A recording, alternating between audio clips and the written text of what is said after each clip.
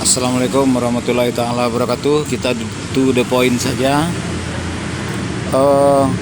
Yang mau saya sampaikan adalah kesimpulan sebatas kadar saya pribadi. Sesuai data informasi yang menghasilkan kesimpulan bahwa ajaran agama Islam di NKRI ini di dalam bentuk ajaran yang dilakukan dalam bentuk perbuatan sudah berakhir seiring wafatnya para laskar Hizbullah, yang mana laskar Hizbullah ini adalah cikal bakal leluhurnya TNI di Indonesia ini.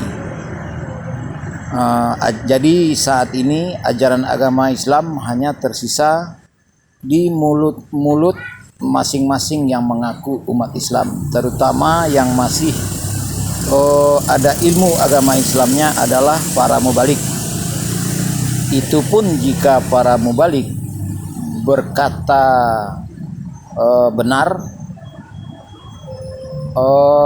sangat sulit untuk berjalan lurus karena jamaah tidak mendukung, hanya sebatas ucapan juga. Dan pastinya saat ini adalah tahap para mubalik yang berkata benar itu diwafatkan terlebih dahulu. Jadi kita sudah sama-sama tahu apa kelanjutan selanjutnya jika para ulama yang berkata benar ini sudah wafat. Yang tersisa hanya tinggal umat yang bingung.